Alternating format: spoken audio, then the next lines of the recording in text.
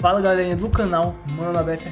Hoje vamos ter um fantástico aula falando tudo sobre sinais vitais. Vamos falar aqui dos principais sinais vitais: temperatura, pulso, respiração, entre outros. Então, se você está interessado nessa aula, fica até o final que eu tenho certeza que vai te ajudar bastante aí no seu exame físico. Então, não perde nenhum detalhe dessa aula.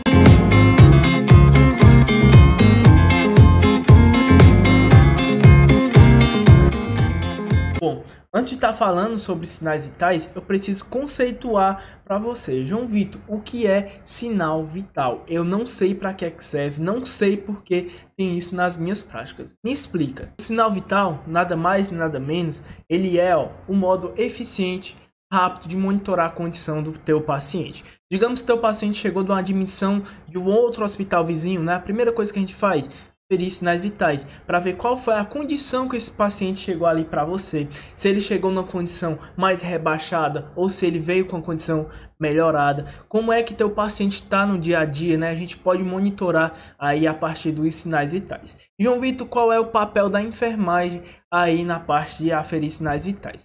Bom, como eu já venho falando, a enfermagem também é responsável por estar aferindo sinais vitais. Nas práticas de vocês, nos seus plantões, vocês vão ver muito isso, de estar aferindo sinais vitais.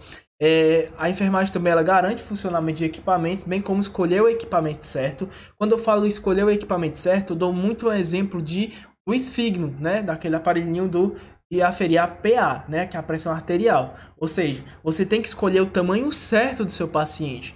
Digamos que um paciente chega para você, ele é um paciente obeso, você não vai utilizar um esfigno de um tamanho normal. A braçadeira ali vai influenciar bastante na aferição da pressão. Vou ter que também conhecer as variações, né? Essa aula é fundamental para conhecer as variações. Qual é a variação de uma respiração normal? Quando é que eu vou saber se o paciente está com a respiração prejudicada? Quais os valores de uma pressão arterial adequada, certo? Então, essa aula é fundamental. E também eu posso estar cuidando, a partir dos sinais vitais, posso estar cuidando da condição do paciente e minimizar os fatores ambientais que possam estar ali prejudicando a sua saúde. Então, João Vitor, quais são os sinais vitais que tu vai falar nessa aula? Antes de falar quais são os sinais vitais, devo salientar para vocês que temos referências em relação a quais são os principais sinais vitais.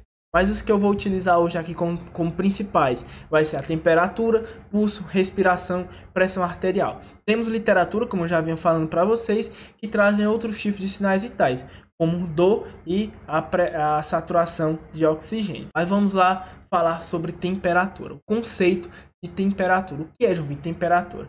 A temperatura nada mais, nada menos é a diferença de calor produzido, quantidade de calor que você produz e a quantidade de calor perdida. O seu corpo ele vai tender a equilibrar esses ganhos e essa perda. Então, quem é que faz esse equilíbrio, esse responsável de equilibrar o ganho e a perda de calor? É o hipotálamo, certo? E nossa temperatura mais adequada aí do nosso organismo está fazendo o metabolismo basal e não ter tantas complicações é entre 36 e 38 graus, né? Mas também vai depender do valor do local que vai ser aferido. Por exemplo, quanto mais parte central do teu corpo, maior vai ser a sua temperatura. Quanto mais periférico, menor vai ser a sua temperatura. Temos também os modos de perda de calor. A gente também perde calor por algumas situações. A irradiação, quando eu falo perda de calor por irradiação, é quando eu perco calor sem o contato próximo. Quando eu falo perda de calor, convecção, perda de calor por convecção, o que é, João Vitor? É simplesmente a circulação do ar. Quando você liga, um exemplo bem simples é quando você liga o ar-condicionado. Temos também a evaporação, que é a perda de calor pelo suor, né? Também temos ela. Temos também a condução, que é por contato, o nome já está falando. Se você pega no gelo, né? Você solta o contato com o gelo, que é frio, e sua mão, que é quente, consequentemente sua mão vai estar geladinha. Então, esse é um exemplo bem simples para vocês. E temos também a diaforese, que é pela transpiração, quando você sua. Temos alguns fatores que afetam a nossa temperatura. Um exemplo que eu trago para vocês, a idade, certo? Por exemplo, idosos e crianças, eles tendem a perder bastante calor rápido, eles perdem calor rápido. Um exemplo é um idoso, por ele ter uma pouca camada adiposa, seja gordura, né? Eles tendem a perder mais calor, porque a gordura sim, ela tende ali também ter esse papel de equilíbrio do calor, manter uma temperatura normal. Uma pessoa idosa, ela não tem muita gordura, então ela perde sim muito calor para o ambiente. Temos também exercício físico. Quando você está fazendo exercício físico, sua temperatura, seu metabolismo basal, ele aumenta. E se ele aumenta, você também começa a aumentar a sua temperatura. É por isso que você começa a suar, que é uma proteção do seu corpo para tentar minimizar esse calor pelos exercícios físicos. Temos também níveis hormonais, certo? Principalmente mulheres quando estão no seu pico no período fértil, né, ali no seu pico hormonal, elas tendem a aumentar a temperatura de 1 a 2 graus. Temos também o ciclo circadiano, né, que é o ciclo do nosso dia. Por exemplo, se você for aferir sua temperatura de manhãzinha, tenho certeza que vai estar abaixo quando você for aferir meio-dia, que é o pico do sol ali, né? Mas o pico máximo do nosso organismo, né, é até 16 horas, ou seja, 4 horas da tarde. Temos também o ambiente. Um exemplo que eu gosto de dar muito é aqui Sol Bravo, onde que eu moro, né? Uma cidade bem quente. E você aqui que está assistindo a nossa aula do sul, certo? Eu tenho certeza que aí no sul também é bem friinho, diferentemente daqui, é bem quente, certo? Então esse ambiente influencia. Temos também, que eu gosto muito de falar, que é a diferença de febre para hipertermia. A febre, ela vem de um processo infeccioso. É uma defesa do teu corpo ali para tentar minimizar ou matar os organismos ali que estão fazendo aquela infecção no teu organismo. Então, o teu corpo, para se proteger, ele aumenta a temperatura para tentar matar algum organismo que está causando a infecção, porque alguns organismos têm dificuldade para sobreviver em temperaturas elevadas. Então, teu corpo, para se proteger, ele aumenta a temperatura. Temos a hipertermia, que é um problema na regulação. E quando eu falo de regulação, lá no comecinho da aula, eu falei do hipotálamo. Então, temos algum tipo de febre ou pirexia. A primeira que eu devo falar para vocês é a febre sustentada. JV, o que é febre sustentada? É uma febre que ela não volta ao normal, certo? Ela não volta ali nos seus parâmetros normais, essa febre. Ela se sustenta naquele valor e não abaixa. Essa é a febre sustentada. Logo o nome dela já está falando, sustentada. Ela tem poucas flutuações. Temos também a intermitente. A intermitente, nunca ouvi falar. A intermitente, ela dá um pico de febre, né? Ela dá um pico, aí depois volta ao normal dentro de 24 horas. É só esse pico dentro de um período de 24 horas. Temos também a remitente. A remitente é uma febre que ela dá o pico, ela abaixa um pouquinho, mas ela não volta ao normal. Essa é a remitente. Temos também a reincidente, que ela dá um pico de febre, certo? Mas ela volta ao normal num período maior que 24 horas. Essa é a reincidente. Muito importante também vocês conhecerem a hipotermia. Vocês conheceram a hipertermia, então agora vocês vão conhecer a hipotermia, que é a perda de calor durante uma exposição ao frio, onde há fuga da capacidade do organismo de produzir calor. Ou seja, se você estiver lá no Alasca, né, você vai perder calor por ambiente, né? Lá é muito frio, então logo sua temperatura vai começar, ó, a baixar muito. Você pode entrar num período de hipotermia. E temos alguns graus dela, que é a leve, temos a moderada e temos a grave. Quando eu falo de leve, eu falo em graus de 34 a 36, certo? Essa média. Temos também a moderada, que ela vai vir em 30 a 34 graus Celsius. E também temos a grave, que é valores menor que 30 graus. Então, anota esses valores, que é muito importante nas suas práticas também. E temos também os locais, os principais locais de aferição, né? Onde é que eu posso estar aferindo aí a febre? Temos a parte oral, a axilar, temos a retal, temos a membrana timpânica. Na oral, a temperatura ela vai flutuar em cerca de 36 a 37 graus, a normal. Na axilar é cerca de 35 a 37 graus. E na retal temos 36 a 37,5. Agora vamos falar do nosso próximo sinal vital, que é o... João Vitor, me dá o conceito de pulso, que eu não sei. Bom, o conceito de pulso, de uma forma bem simples, é uma delimitação palpável, ó. Eu posso palpar a corrente sanguínea na artéria, né? Temos diversas artérias no nosso corpo que são possíveis palpar. E os valores adequados, né, que é cerca de 60 a 100 batimentos por minuto. Anota esse valor que cai muito em concurso, né? Valores acima de 100, né, são taquicardia, que a gente chama, e abaixo de 60 são bradicardia. Lembrando aqui também que temos a bradisfigmia e a taquisfigmia. O que é isso, João Vitor?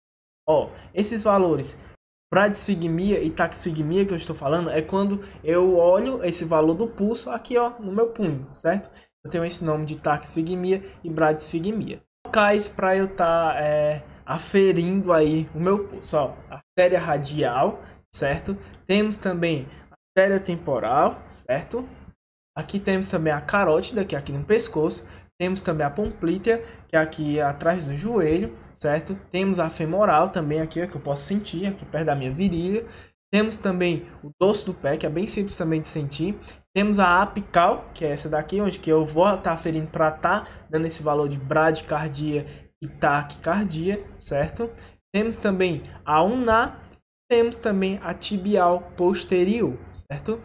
E também temos variações por idade. Por exemplo, o bebê ele vai variar de 120 a 150 batimentos por minuto. Uma criança que começou a andar, ela vai variar de 90 a 140 batimentos por minuto.